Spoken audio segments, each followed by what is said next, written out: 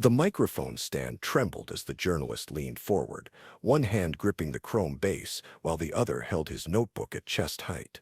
23 reporters sat in three curved rows, pens suspended above spiral pages, watching the woman at the center table adjust the angle of the microphone with two fingers. Behind her, a publicist stood near the curtained wall, arms crossed, chin slightly raised. The journalist's question had already begun, his voice carrying the practiced weight of someone who'd waited 40 minutes for this moment. On the table between them, two untouched water glasses, a crystal ashtray with one lipstick-marked cigarette, and a leather-bound press kit no one had opened. Flashbulbs had fired 3 times in the last minute, each one freezing her profile against the navy backdrop, each one timed to her smallest gestures. The word hypocrisy hung in the air, like cigarette smoke. His eyes stayed fixed on her face, while his pen remained motionless against the page, the tip pressed but not moving. Every photographer in the back row had lowered their cameras to watch without the barrier of lenses. What happens when a question becomes an accusation? When a press conference stops being performance? When 23 witnesses realize they're watching something shift? If you're drawn to the moments when power recalibrates in real time, consider subscribing. We examine the small gestures that change entire rooms. This is a fictionalized reconstruction for illustrative purposes, not a factual account. The conference had been scheduled for 11. She arrived at 11:43, cream wool coat, brushing her calves. Publicist 3 steps ahead. A waiter repositioning chairs had frozen mid-lift, chair legs 6 inches off carpet. She removed the coat herself, draped it over the back of the center chair. First questions had been gentle. Paris Match asked about her next film. 3 sentences, hands palms down on table edge, fingers aligned. Le Figaro asked about Saint-Tropez. She smiled without showing teeth. Photographers got 5 minutes, her chin angled according to years of knowing where light fell. The table sat 18 inches higher than reporters' chairs. Her publicist moved from wall to position behind her left shoulder, close enough to intervene, far enough to suggest it wouldn't be necessary. That morning in her suite, 4 floors above, 20 minutes choosing between two black dresses, both sleeveless, hairstylist pulled sections back with pins that caught light. Small earrings, no necklace, anything more would distract from what she needed her face to do. The topic had been building 3 weeks. She'd spoken at a private dinner about animal welfare. 40 guests who'd paid substantial amounts. A columnist transformed dinner conversation into public position. Another questioned how someone in her profession could claim moral authority. The debate conducted in her absence, her name in editorials she never saw until her publicist presented folders marked urgent. She'd known this conference would address it. Her publicist warned her during the car ride, speaking about optics and positioning while she watched rain streak the window. They prepared 3 acceptable responses. She nodded at each, committed none to memory. The room arranged to manage this tension. Reporters in ascending rows, back wall held 5 photographers shooting since she entered, cameras creating constant low clicks. 2 hotel employees near the door, ostensibly for service, functionally as witnesses. Morning coffee gone cold in the suite. She'd drunk half, left the cup on the vanity. Publicist making phone calls in the sitting room, tone suggesting negotiations that wouldn't conclude before the conference began. She chose shoes last, simple black heels, 3 inches. The journalist had been watching since question 3, shifted position twice, second row left to center. Notebook half filled, but he hadn't added anything since question 4. Pen ready, attention beyond documentation. His credentials, Political Weekly, known for sharp questioning. He'd covered her 2 years earlier, profile that had been fair but not kind, treated her beauty as fact requiring explanation. She'd remembered his byline when her publicist showed her the attendee list. Room temperature had risen 3 degrees. Someone near the back loosened their tie. Water glass on her table developed condensation, small droplets sliding down. She watched one drop complete its descent while a reporter asked about her performance schedule. Her hands remained on table through every answer. positioned symmetrically, fingers loose but controlled.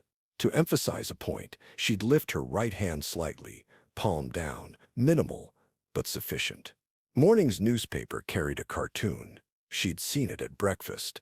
Drawings showed her in evening gown, one hand in glamorous wave, other holding leash attached to jeweled collar, caption crueler than image. She'd folded paper once, placed it face down beside her plate. His posture announced the shift before his words did.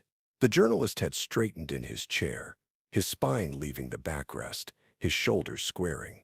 He'd placed his notebook on his lap, rather than holding it, freeing both hands.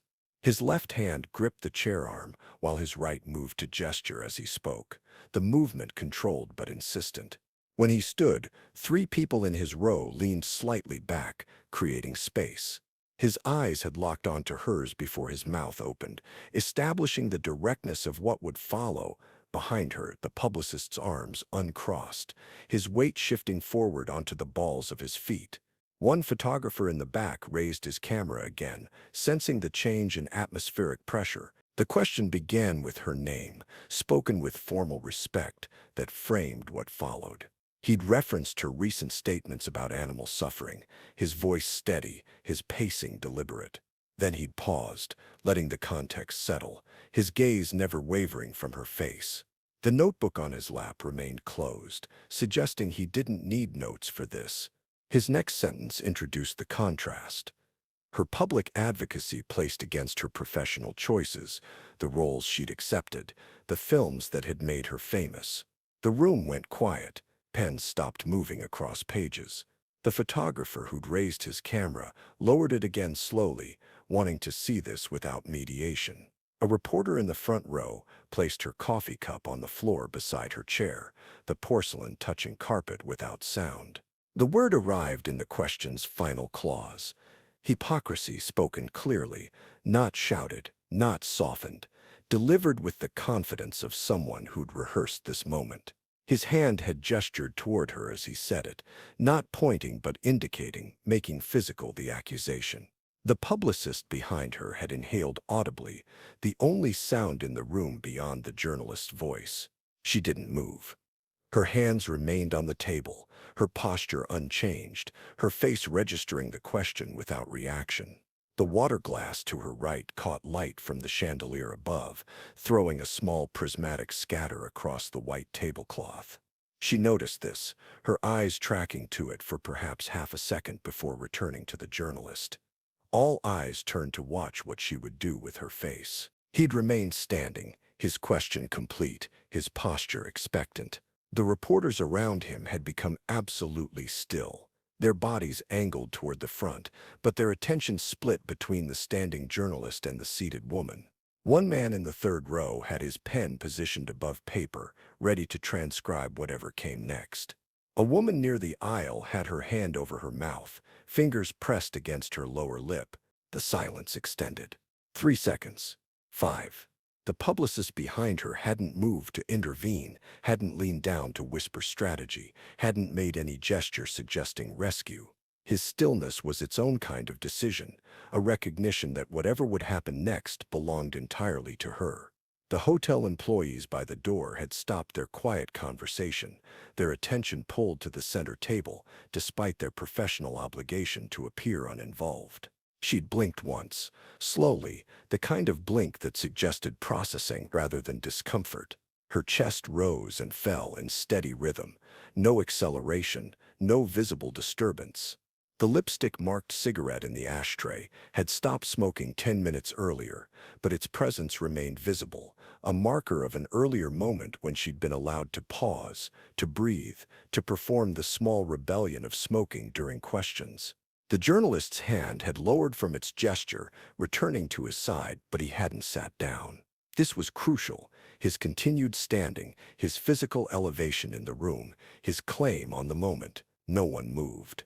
Two photographers had their fingers on their shutter buttons, waiting for the expression that would define this, the image that would run in tomorrow's editions.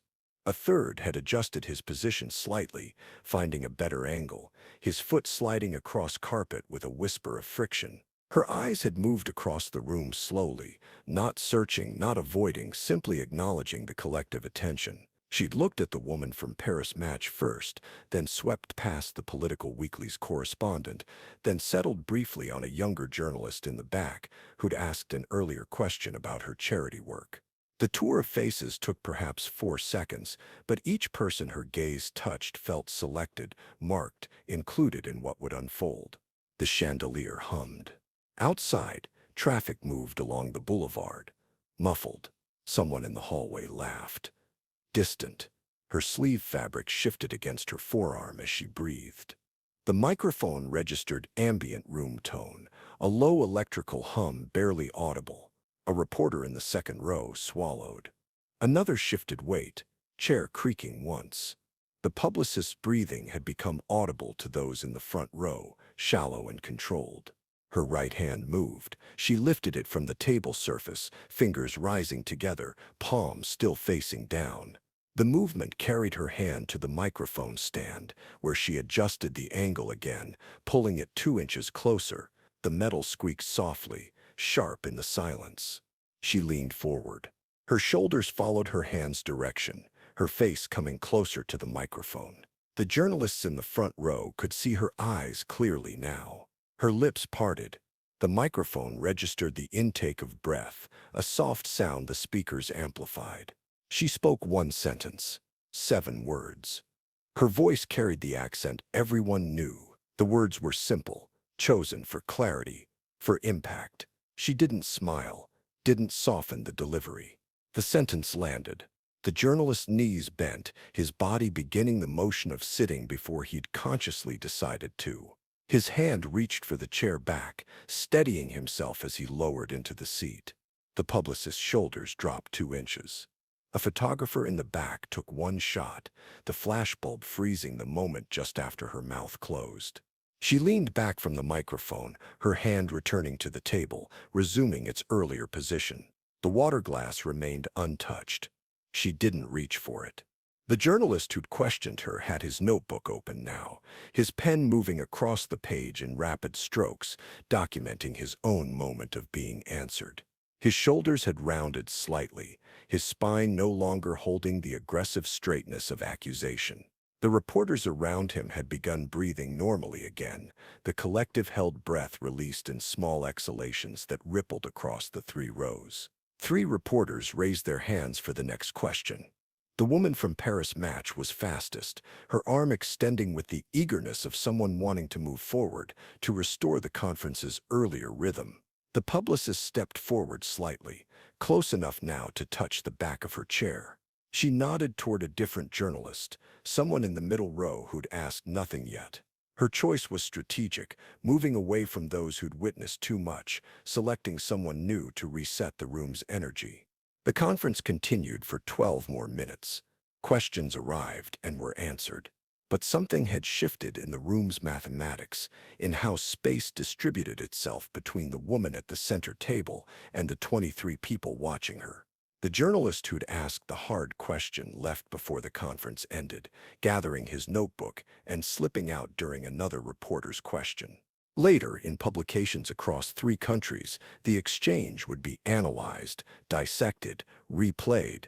The 7 words would be printed in quotation marks, examined for subtext. But those accounts couldn't capture what the room had held. The specific quality of silence before her answer, the way power had reconfigured itself through voice and certainty. The accusation became something smaller once she'd answered it. The challenge revealed as a gambit that failed to account for response that neither defended nor attacked. The most decisive moments don't arrive through elaborate strategy. They arrive through the willingness to meet challenge with clarity, direct enough to make defense irrelevant.